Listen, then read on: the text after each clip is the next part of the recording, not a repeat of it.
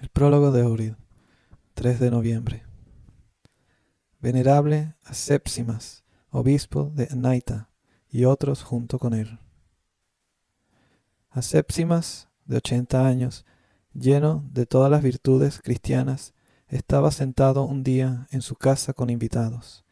En ese momento, un niño, lleno del Espíritu de Dios, corrió hacia el anciano obispo, lo besó en la cabeza y le dijo: «Bendita sea esta cabeza, porque recibirá tortura por Cristo». Esta profecía se cumplió pronto. El rey Sapor desató una cruel persecución de los cristianos en toda Persia, y San Asépsimas fue detenido y llevado ante un príncipe y sacerdote pagano. Cuando el obispo fue arrestado y atado, un miembro de su familia le preguntó qué hacer con su casa y si era martirizado. El santo respondió: «Ya no es mi hogar, me voy para siempre a la casa en lo alto». Después de un interrogatorio prolongado, fue enviado a prisión. Al día siguiente, José, un presbítero de 70 años, y Aitilaa, un diácono, también fueron encarcelados. Después de 3 años de prisión y muchas torturas, Asépsimas fue decapitado. José y Aitilaa fueron enterrados hasta la cintura, y los paganos desalmados obligaron a los cristianos a lapidarlos. Esa noche, por la providencia de Dios, el cuerpo de José desapareció, y sobre el cuerpo de Aitilaa creció una rayán que curaba toda clase de enfermedades y dolores de los hombres. Ese árbol permaneció en pie durante 5 años, hasta que los malvados y envidiosos paganos lo cortaron. Estos soldados de Cristo padecieron en Persia en el siglo IV, durante la época del rey pagano Sapor. Gran santo y mártir Jorge. En este día conmemoramos el traslado de las reliquias de San Jorge desde Nicomedia, donde padeció en tiempos del emperador Diocleciano, a la ciudad de Lida en Palestina. El martirio de este maravilloso santo se describe el 23 de abril.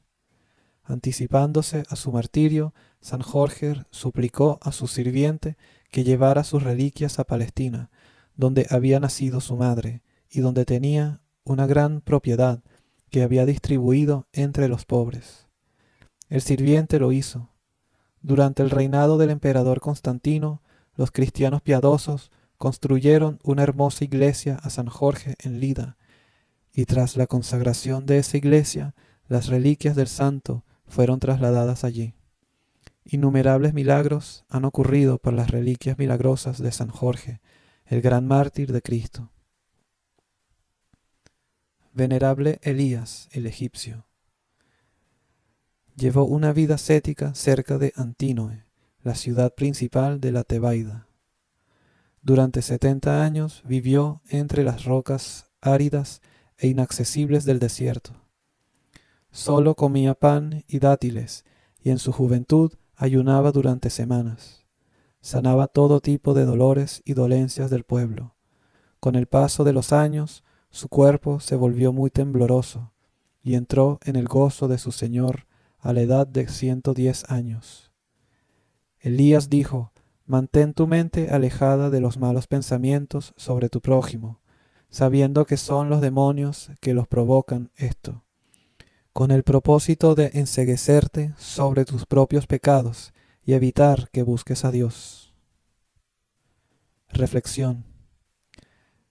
Entre los innumerables milagros de San Jorge se cuenta este. En la isla de Mitilene había una iglesia dedicada al gran mártir victorioso San Jorge.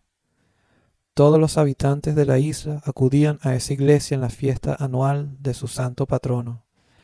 Al enterarse de esto, los sarracenos de Creta atacaron esa isla el día de su fiesta, la saquearon y sometieron a sus habitantes a la esclavitud, llevándose a muchos de ellos a Creta.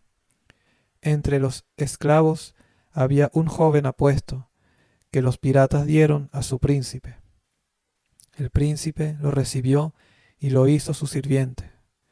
Los padres del joven estaban abrumados por el gran dolor que sentían por su hijo. después de un año, cuando era de nuevo el día de San Jorge, los afligidos padres, siguiendo la antigua costumbre, prepararon la mesa y recibieron a muchos invitados. Recordando a su hijo, la pobre madre asistió a la vigilia de toda la noche. Se acercó al ícono del santo, cayó al suelo y comenzó a rezar para que de algún modo San Jorge liberara a su hijo de la esclavitud. Después regresó a la mesa con sus invitados. El anfitrión levantó la copa y brindó en honor de San Jorge. En ese momento su hijo apareció entre ellos con una copa de vino en la mano. Con asombro y temor le preguntaron cómo había logrado volver con ellos. Contestó que cuando estaba a punto de servirle el vino a su amo en Creta, un caballero a caballo se le había aparecido, lo había subido al caballo y lo había llevado al instante a la casa de sus padres. Todos quedaron asombrados y alabaron a Dios y a su maravilloso santo, Jorge el tribuno, Jorge el victorioso. Contemplación. Contemplar la milagrosa liberación de Pablo y Silas de la prisión. Hechos 16. 1. Cómo estos santos apóstoles fueron arrojados en el calabozo interior y sus pies sujetados en el cepo. 2. Cómo a medianoche estaban en oración alabando a Dios. 3. Cómo tembló la tierra, cayeron al suelo los grilletes y se abrieron las puertas de la prisión. Homilía sobre Cristo como cabeza de todos los santos. En efecto, nos ha dado a conocer el misterio de su voluntad, hacer que todo tenga a Cristo por cabeza, lo que está en los cielos y lo que está en la tierra. Efesios 1, 9-10. El pecado causa pánico y confusión.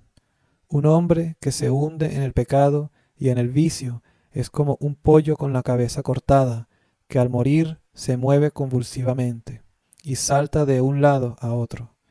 Antes de la encarnación de Cristo, todo el mundo pagano era un cuerpo confundido, sin cabeza, que moría en medio de espasmos. Cristo unió la cabeza cortada con el tronco confundido y le devolvió la vida al cuerpo de la raza humana. Él es la cabeza de las huestes celestiales, siempre lo ha sido, y como palabra creadora de Dios, Él fue desde el principio la cabeza de todo lo creado en el mundo visible, especialmente del género humano. Pero el pecado, como una espada, separó el tronco pecaminoso de Adán de su cabeza. Sin embargo, el Señor reconcilió el cielo y la tierra en su encarnación, trayendo el cielo a la tierra, y elevando la tierra al cielo, y poniendo todo bajo su mente, bajo su propia cabeza. Por medio de Cristo nos reconciliamos con la Santísima Trinidad y los ángeles de Dios, entre nosotros y con la naturaleza creada que nos rodea. La cabeza perdida ha sido hallada, y todo ha sido arreglado armoniosamente debajo de ella. El apóstol dice: nosotros tenemos la mente de Cristo. 1 Corintios 2:16. Lo que la cabeza es para el hombre físico, es la mente para el hombre interior espiritual. Por lo tanto, si somos de Cristo, debemos pensar y juzgar en todas las cosas de acuerdo con nuestra cabeza, Jesucristo, y solo con Él. Pensando y juzgando como Él, nos sentiremos como órganos de un cuerpo que incluye a otros hombres y a los ángeles, un cuerpo cuya cabeza es Cristo.